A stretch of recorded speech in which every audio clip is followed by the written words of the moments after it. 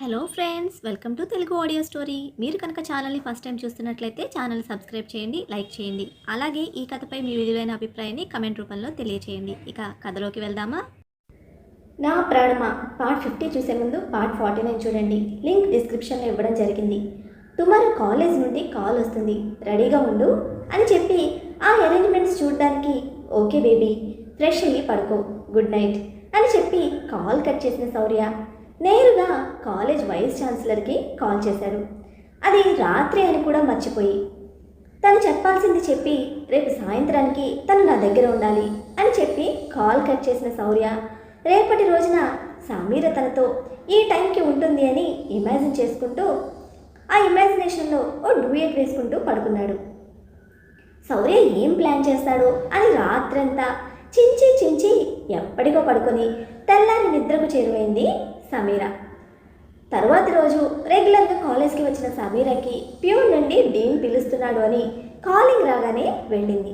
తను వెళ్ళేసరికి కొంతమంది అమ్మాయిలు ఉన్నారు డీన్ క్యాబిన్లో. వాళ్ళని చూస్తూ వెళ్ళి పిలిచారా సార్ అని అడిగింది తనతో. మన కాలేజ్ తరఫున నోయిడాలో జరుగుతున్న ల్యాబ్ యాక్టివిటీస్ అండ్ సెమినార్స్కి మీరు అటెండ్ అవ్వాలి అని వైస్ ఛాన్సలర్ ఆర్డర్. తర్వాత రిపోర్ట్ ఇవ్వాలి మీరంతా. ఈ రోజు నుండి 4 డేస్ జరుగుతాయి, సో మీరు ఇప్పుడే స్టార్ట్ అయ్యి వెళ్ళడం బెటర్ అన్నాడు. మిగతా అమ్మాయిలంతా ఎగ్జైట్ అవుతూ ఉంటే ఈ పని శౌర్యదేనని తెలిసిన సమీర చిన్నగా నవ్వుతూ ఓకే సార్, ఎప్పుడు స్టార్ట్ అవ్వాలి అని అడిగింది.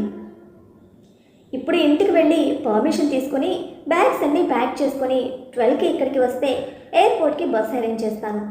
అక్కడి నుండి టికెట్స్ బుక్ అయి ఉన్నాయి ఆల్రెడీ అన్నాడు. ఓకే సార్ అని చెప్పి అక్కడి నుండి వెళ్ళిపోయింది సమీర. టైం తక్కువ ఉంది కాబట్టి వెంటనే స్టార్ట్ అయ్యారు అందరూ.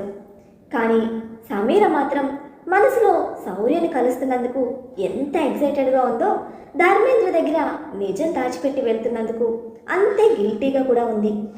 ఐఎమ్ సారీ డాడ్, మిమ్మల్ని చీట్ చేయాలని కాదు నా ఇంటెన్షన్. శౌర్య గురించి మీతో చెప్పాలి అని ఉంది, బట్ ఇప్పుడే టైం కాదని రిషి, శౌర్య అన్నయ్య కూడా ఫీల్ అవుతున్నాను. రేపు శౌర్య సక్సెస్ చూసినప్పుడు definitely you will feel proud of my choice dad. మీరు తలదించుకునేలా ఎప్పుడు చేయను అని తనను తానే సమాధానపరుచుకుంది. కానీ సమీరకు రియల్ సిచ్యువేషన్ తెలియదు కదా. పాపం తన శౌర్యని లవ్ చేస్తుందని తెలిసిన మరుక్షణం ధర్మేంద్ర రియాక్షన్ ఎలా ఉండబోతుందో అని, తన ప్రేమ ఆ క్షణమే ఓడిపోతుందని, కాలేజ్ తరపున కాబట్టి జాగ్రత్త అని చెప్పి ఒప్పుకున్న ధర్మేంద్ర గారు సమీర చేతిలో భారీ మొత్తంలో డబ్బు పెట్టి ఎంజాయ్ చేయి అని కూడా చెప్పేసరికి తప్పు చేస్తున్నా అన్న ఫీలింగ్ అయితే వచ్చింది. కానీ అతన్ని ఇంకా మిస్ అవ్వాలని అనుకోలేదు సమీర. కాలేజ్కి వచ్చేసరికి రిషి కనిపిస్తే శౌర్య విషయం చెప్పి వెళ్ళనా అని అడిగింది అన్నయ్య పర్మిషన్ కోసం. ఆల్రెడీ రెడీ అయిపోయావు కదా, ఇప్పుడు ఇంకా నా పర్మిషన్తో పనేముంది అంటూ కొంచెం కోపం నటిస్తూ అంటున్న రిషి మాటతో ఒక్కసారిగా డల్ అయిపోయింది సమీర ఫేస్. నీకు ఇష్టం లేదు అంటే వెళ్ళంలే అన్నయ్య, శౌర్యకి నా హెల్త్ అప్సెట్ అయిందని చెప్పి క్యాన్సిల్ చేయిస్తా అంటూ బాధగా చెప్తున్న చెల్లిని చూస్తూ చిన్నగా స్మైల్ ఇచ్చి ఓ అయితే శౌర్య కన్నా ఈ అన్నయ్య ఒపీనియన్ని వాల్యూ చేస్తావన్నమాట అంటూ తన చిన్ పట్టుకుని కళ్ళలోకి చూస్తూ అడిగాడు రిషి. అన్నయ్య అది అంటూ నసుగుతున్న సమీరని చూస్తూ పెద్దగా నవ్వేస్తూ శౌర్య నాకు కాల్ చేసి చెప్పాడులే, జోక్గా అన్నాను, నువ్వు ఫీల్ అవ్వకు. నాకు నా చెల్లెలపై నమ్మకం ఉంది, అదే నమ్మకం నా బావపై కూడా ఉంది. ఎప్పుడు ఎక్కడ ఎంతవరకు ఉండాలో మీకు తెలుసు. You won't let our families down అని చెప్పి ఖర్చులకు డబ్బులున్నాయా అని అడిగాడు. నాన్న ఇచ్చారు అని సమీర చెప్పేలోగా తన వ్యాలెట్ నుండి క్రెడిట్ కార్డ్ తీసి సమీర చేతిలో పెట్టి లిమిట్లెస్ కార్డ్, నీకు కావలసినంత వాడుకో, శౌర్యని ఇబ్బంది పెట్టకు అని చెప్పి తనకి క్లాస్ ఉంటే టేక్ కేర్ అని చెప్పి వెళ్ళిపోయాడు రిషి. అన్నయ్య ప్రేమకి సపోర్ట్కి మురిసిపోతూ స్టార్ట్ అయిన బస్ ఎక్కి ఎయిర్పోర్ట్కి వెళ్ళింది.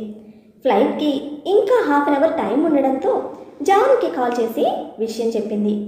ఆహా, లవ్ లెసన్ స్పీడ్ అందుకున్నాయే, అయితే గ్రేట్ గోయింగ్ అని నవ్వి spend quality time with my అన్నయ్య వదిన, ఎంజాయ్ చేయి అని చెప్పి చివరిలో సేఫ్ ఫ్లైట్ అని కూడా చెప్పి కాల్ కట్ చేసింది జాను తన విషయంలో అంత పాజిటివ్గా ఉండడం సమీరకి చాలా నచ్చింది. ఆడపడుచు ఇంత సపోర్టివ్గా ఉంటుందా అని మొదటిసారి అనిపించింది తనకి. అందరికీ ఇలాంటి ఆడపడుచు దొరికితే చాలామంది లైఫ్స్ హ్యాపీగా ఉంటాయి అనుకుంటూ శౌర్యకి కాల్ చేయాలి అనుకుంది. కానీ ఆఫీస్ మీటింగ్లో ఉంటాడని కాల్ చేయలేదు. అయితే ఫ్లైట్ ఎక్కాక అతని నుండి మెసేజ్ ఉంది, సేఫ్ ఫ్లైట్ సమీ అని. అది చూస్తూ కాసేపు మురిసిపోయి థ్యాంక్స్ అని రిప్లై ఇచ్చి ఎయిర్ హోస్టెస్ సూచనల ప్రకారం ఫోన్ స్విచ్ ఆఫ్ మోడ్లో పెట్టి కళ్ళు మూసుకుంది. 2 గంటల ప్రయాణం తర్వాత నోయిడా ఎయిర్పోర్ట్లో ఉంది సమీరా. వాళ్ళని రిసీవ్ చేసుకోవడానికి రీసెర్చ్ సెంటర్ నుండి బస్ వస్తే అది ఎక్కుతున్న సమీరాకి ఆ బస్ పక్కనే కార్కి ఆనుకొని నిలబడి ఉన్నాడు శౌర్య. అతన్ని వారం తర్వాత చూసిన ఆనందంలో దగ్గరకు వెళ్ళి హత్తుకోబోయి తమాయించుకొని ఆగి బస్సులో వెళ్తాను అంది. వెయిట్ ఎ మినిట్ అని చెప్పి వాళ్ళని పికప్ చేసుకోవడానికి డ్రైవర్తో పాటు వచ్చిన స్టాఫ్లో ఒక అతనితో ఏదో మాట్లాడి వచ్చి గెట్ ఇన్ అంటూ డోర్ ఓపెన్ చేశాడు. వాళ్ళు ఏమనుకుంటారో అంటున్న తన మాటలు పట్టించుకోకుండా కార్లో కూర్చోబెట్టి డ్రైవింగ్ సీట్లో తను కూర్చొని ఇందాక సమీర ఆపేసిన పని తను కంటిన్యూ చేస్తూ సైడ్కి తిరిగి సమీరని తన వైపు తిప్పుకొని గట్టిగా హత్తుకున్నాడు. మిస్ యూ అంటూ. తను కూడా శౌర్య చుట్టూ చేతులేసి హగ్ చేసుకుంటూ మీటింగ్ లేదా ఎప్పుడు అని అడిగింది. ఉంది, రేపు కంటిన్యూ చేస్తాను అని చెప్పి లంచ్ చేసావా అని అడిగాడు. అతన్ని చూస్తున్నాను అన్న ఆనందంలో తినలేదని ఏం చెప్తుంది, తిన్నాను అని చెప్పి సరిగ్గా కూర్చుంటున్న సమీరాకి సీట్ బెల్ట్ అడ్జస్ట్ చేసి 20 మినిట్స్ ఇక్కడికి దగ్గరే మనం ఉండే హోటల్ అని చెప్పి ఫాస్ట్గా డ్రైవ్ చేసి 18 మినిట్స్లోనే హోటల్లో కార్ ఆపి రూమ్కి వెళ్తూ రిసెప్షనిస్ట్కి వెజ్ సలాడ్ పంపమని చెప్పి సమీరతో పాటు పైకి వెళ్ళాడు. ఇలా హోటల్స్లో ఆ అబ్బాయితో ఉండడం కరెక్టేనా కాదా అన్న డౌట్తో ఇప్పటి వరకు భయపడిన తను ఆ 7 స్టార్ హోటల్ చాలా డీసెంట్గా ఉండడం చూసి ఫ్యామిలీ వైబ్ వస్తూ ఉంటే రిలీఫ్గా ఫీల్ అయింది. రూమ్కి వెళ్ళగానే వ్యూ చూద్దామని కర్టెన్ ఓపెన్ చేయబోతున్న తనని ఆపి వెనక నుండి హత్తుకున్నాడు గాఢంగా. మిస్ యూ సో మచ్ శౌర్య అని అతని కౌగిలిలో ఒదిగిపోతూ చెప్పిన తనని ముందుకు తెచ్చుకొని ఎంత మిస్ అయ్యావు అని అడిగాడు ఐబ్రో అప్ చేసి చూస్తూ. ఇంత అంటూ తిరిగి హత్తుకుంది. గట్టి పట్టులేదు. కౌగిలి బిగించింది సమీర. అబ్బే ఏం తెలియట్లేదు. ఇప్పుడు లేదు అన్నట్లు పెదవి విరిచాడు. ఆ విరిచిన పెదవిని పట్టుకొని కిందకి లాగి ముద్దు పెట్టుకుంది సమీర. ఇప్పుడు తెలిసిందా అంటూ. బదులుగా నవ్వి మరి నేనెంత మిస్ అయ్యానో చెప్పనా అంటూ ముందుకు బెండ్ అవుతున్న శౌర్యని సమీర ఆపటానికి ట్రై చేస్తూ ఉంటే ఇద్దరి మధ్యనున్న తన చేతులను వెనక్కి పెడుతూ నవ్వుతున్న శౌర్య ఇప్పుడేం చేస్తావు అంటూ సమీర లిప్స్ స్క్వీజ్ చేయడానికి సిద్ధమవుతూ ఉండగా డోర్ నాక్ అయిన సౌండ్. ఇంకెవరైనా అయితే లైట్ తీసుకునేవాడేమో. అది సమీర కోసం ఆర్డర్ పెట్టిన ఫుడ్ అయి ఉండడంతో తనని వదిలి డోర్ ఓపెన్ చేసి ఫుడ్ అందుకొని లోపలికి తీసుకొని వచ్చాడు. థ్యాంక్స్ అని చెప్పి అప్పటి వరకు లేని ఆకలి శౌర్యని చూశాక వయస్తూ ఉంటే గ్యాప్ లేకుండా 4 ముద్దలు తిని తలెత్తి చూసిన తనకి తననే చిన్న నవ్వుతో చూస్తూ కనిపించిన శౌర్యని చూసి ముద్ద ముందుకు పెట్టింది తినమని. ఎంగిలి అనే ఫీలింగ్ లేకుండా ముద్ద తిని వెనక్కి తీసుకుంటున్న సమీర చేతి వేళ్లను లిప్స్తో పట్టి లిప్ చేస్తున్న శౌర్య చేష్టకి లోపలే మురిసిపోతూ ఇంకో ముద్ద పెడుతూ ఉంటే నువ్వు తిను ముందు అని చెప్పి తన వైపే పెట్టాడు.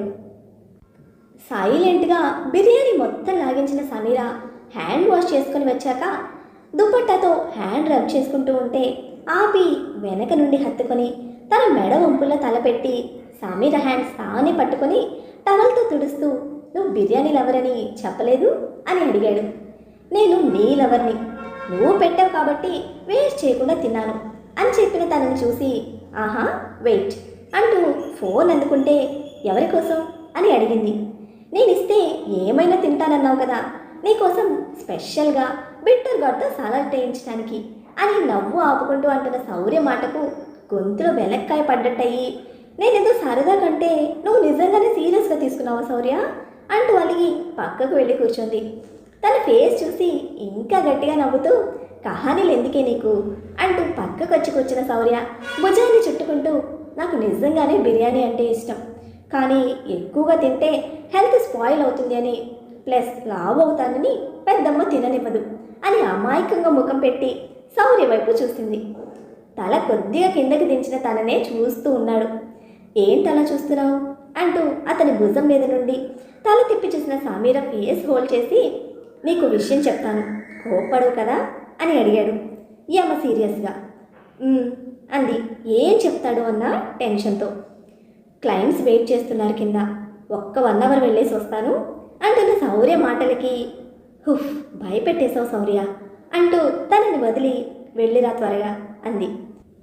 థ్యాంక్స్ బేబీ, మ్యాక్సిమం ఈ 2 డేస్కి వర్క్ తక్కువ ఉండేలా షెడ్యూల్ చేయమని రాజ్కి చెప్తాను అని చెప్పి సమీర నుదిటిన ముద్దు పెట్టి, ఫేస్ టయర్డ్గా అనిపిస్తుంది, పడుకో కాసేపు అని చెప్పి మొబైల్ అండ్ కార్ కీస్ తీసుకొని వెళ్ళిపోయాడు శౌర్య. గంట కాస్త 2 గంటలు దాటితే శుభ్రంగా పడుకున్న సమీర ఫోన్ రింగింగ్ సౌండ్కి కళ్ళు తెరిచింది. జాను నేమ్ చూసి నవ్వుతూ ఆన్సర్ చేసిన సమీర, హాయ్ జాను అని ఇంతలో రీచ్ అయ్యావు వదినా అని అడిగింది. అప్పుడే తన ఇంట్లోకి వెళుతూ 2 అవర్స్ అవుతుంది, అన్నయ్య ఏం చేస్తున్నాడు, బోన్స్ బ్రేక్ అయ్యేలా హగ్గిచ్చుంటాడు అంది. అది నిజమే కాబట్టి బెడ్ పై నుంచి లేచి బాల్కనీలోకి వెళుతూ తనకేదో వర్క్ ఉంది అంటే బయటకు వెళ్ళాడు అని చెప్పింది. నిన్న ఒంటరిగా వదిలి ఎలా వెళ్తాడు, నేను చెప్తానాగు అంటూ కాల్ కట్ చేసిన జాను నెక్స్ట్ మినిట్ శౌర్యకి చేసి క్లాస్ పీకుతూ తన రూమ్కి వెళ్ళింది. అయితే శౌర్య ఊహల్లో హాల్లో ఓ మూల కూర్చున్న ఆద్య పాప జాను కాన్వర్జేషన్ అంతా విన్నది. లైట్గా డౌట్ వస్తున్నా సరే మాటల్లో క్లారిటీ లేక చించుకోవడం ఆగిపోయింది. కానీ వదిలే అనే పిలుపు తనకి ఆ రాత్రి నిద్రకు దూరం అయ్యేలా చేసింది. మరో గంటలో రూమ్లోకి ఎంట్రీ ఇచ్చిన శౌర్యకి బుక్ చదువుతూ చైర్లోనే మరో న్యాప్ వేసిన సమీర కనిపించి షూ రిమూవ్ చేసి దగ్గరకు వెళ్ళి బుక్పై ముద్దు పెట్టబోయి గట్టిగా పళ్ళు దింపాడు కసికొద్ది. సమీర చేత అర్పించాడు అంతకంటే గట్టిగా. అరచేత్తో నోరు నొక్కిన అతని చేతిపై గట్టిగా గిచ్చి, ఇలా నా చేసేది అంది ఏడుపు గొంతుతో.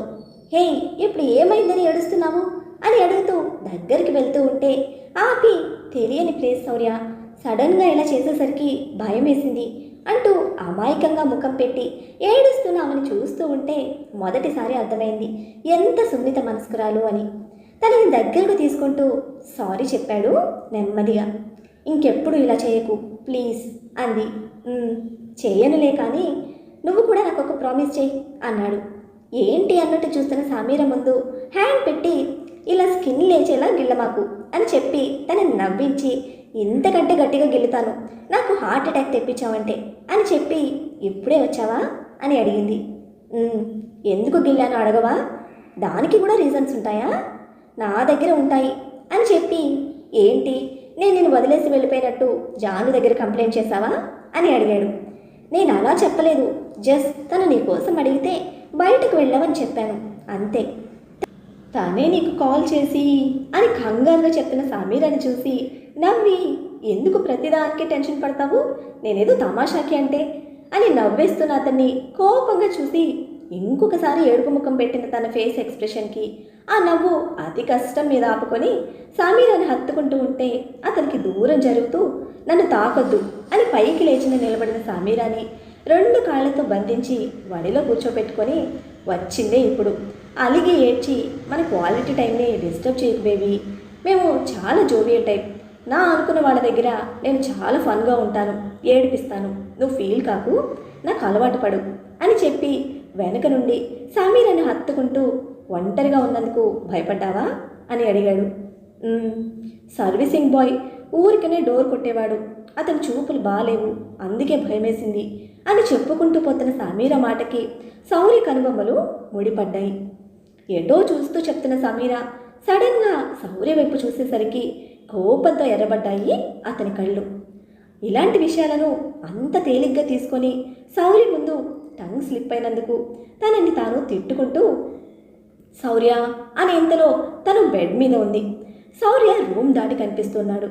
అతన్ని అడ్డుకోవాలని చేసిన ప్రయత్నం విఫలం కాగా తను బయటకు వచ్చేలోగా బయట నుండి డోర్ క్లోజ్ చేశాడు శౌర్య.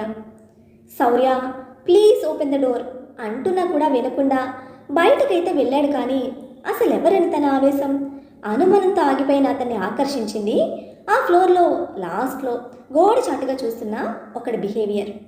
సీసీ ఫుటేజ్లు చూసి కన్ఫర్మ్ చేసుకోవాలని ఫిక్స్ అయ్యాడు. కానీ తను కొంచెం చివరికి రాగానే తన రూమ్ వైపు నడుస్తున్న వాడి రిఫ్లెక్షన్ తన ఎదురుగా ఉన్న మిర్రర్పై పడుతూ ఉంటే ఆవేశం కట్టలు తెంచుకొని వెనక్కి వెళ్ళి వాడి ముఖం పచ్చడి కింద కొడుతూ తన ఆవేశాన్ని చల్లార్చుకున్న శౌర్య, దేనికోసం వచ్చావో ఆ పని మీద మాత్రమే దృష్టి పెట్టు, కాదని అనవసరమైన వాటిలో ఇన్వాల్వ్ అవుతాను అంటే నాలాంటి వాడు ఒకడు ఎంటర్ అవుతాడు మక్కెలు ఎరగొట్టడానికి అని చెప్పి వాడి షర్ట్ కాలర్ పట్టుకొని గ్రౌండ్ ఫ్లోర్కి లాక్కెళ్ళి మేనేజ్మెంట్కి వాడిని అప్పగించి, వీడే కాదు వీడి లాంటి వాడు మరొకడు నా హోటల్లో కనిపించినా మీ హోటల్కి అడ్రస్ లేకుండా చేస్తాను అని సీరియస్గా చెప్పి, నా రూమ్కి లస్సీ పంపు అని రిసెప్షనిస్ట్కి కూల్గా చెప్పి హెయిర్ సెట్ చేసుకుంటూ పైకి వెళ్తున్న అతన్ని అమ్మాయిలు ఇంప్రెస్ అయి చూస్తూ ఉంటే స్టాఫ్కి ప్యాంట్స్ తడిచాయనే చెప్పాలి. డోర్ కొట్టి కొట్టి అది ఓపెన్ అవ్వక అక్కడే నిలబడిన సమీర డోర్ ఓపెన్ చేసుకుంటూ వస్తున్న శౌర్యని కోపంగా చూస్తూ, అంత ఆవేశం ఏంటి నీకు, చెప్తున్నా కదా ఆగమని అని అంటున్న తనని కూల్ చేస్తూ, లుక్ సమీ, అలాంటి వాడు నీకే కాదు చాలామంది అమ్మాయిలకి ప్రమాదం. అలాంటి వాళ్ళని సాధ్యమైనంత వరకు బుద్ధి చెప్పి సమాజానికి దూరంగా ఉంచడమే బెటర్ అని చెప్పి చల్లగా లస్సీ తాగి కూల్ అవుతూ ఉంటే మౌనంగా చూస్తూ ఉంది సమీర. అరగంట తర్వాత కూల్ అయిన శౌర్య సమీరని చూసి దగ్గరకు రమ్మన్నట్టు చేయి అందివ్వగానే అది పట్టుకుంటూ అతని పక్కనే కూర్చుంటే లాగి వడిలో కూర్చోబెట్టుకున్నాడు. ఇప్పుడు చెప్పు, వాడు నలుగురిలో తిరగడం సేఫేనా అని అడిగాడు. కాదన్నట్టు తలూపిన తనతో, దెన్ నేను చేసింది కరెక్ట్ అనేగా, కానీ నువ్వు నీ స్టేటస్ని మర్చిపోయి అలా కొట్టడం, బుద్ధి చెప్పడానికి స్టేటస్ అడ్డు వస్తే అలాంటి వాళ్ళని కేవలం శిక్షించే హక్కు పోలీసులకు ఉందనే మాత్రమే నీ అభిప్రాయం. కానీ ఇప్పుడు పోలీసులు అలా లేరు. అందరినీ అనను కానీ మ్యాక్సిమం అలానే ఉన్నారు. డబ్బు విసిరేస్తే నేరస్తుని కూడా బుద్ధిమంతుని చేసేస్తారు వాళ్ళు అంటూ కోపాన్ని అణుచుకొని, అయిపోయిందిగా వదిలే, బయటకు వెళ్దామా అని అడిగాడు. ఎక్కడికి అని అడిగింది. లాంగ్ డ్రైవ్, నీకు ఓకే అయితే రెడీ అయి వస్తాను అంటూ వెళ్తున్న తనని ఆపి, కారులో వెళ్దాం, బైక్ లేదు మన దగ్గర, పైగా వర్షం పడేలా ఉంది అన్నాడు ముందస్తు జాగ్రత్తగా. మరి ఈ 4 days శౌర్య సమీరలు ఎలా స్పెండ్ చేయబోతున్నారు? జాను విషయంలో కొంచెం మెల్ట్ అయిన రిషి మనసు ఫుల్ స్వింగ్తో ఎప్పుడు ఫామ్లోకి వస్తుంది? నిజంగానే జాను మనసులో కొంచెం కూడా రిషిపై ఫీలింగ్స్ లేకుండానే మన నసతో గొడవ పడుతూ ఉందా? వీళ్ళెప్పుడు రియలైజ్ అయ్యి మనకెప్పుడు చెప్తారో తెలుసుకోవాలంటే ఫాలో అవ్వాలి మరి. అలానే ఎపిసోడ్ని లైక్ చేయడం మాత్రం మర్చిపోకండి, లైక్స్ తగ్గుతున్నాయి. Bye friends.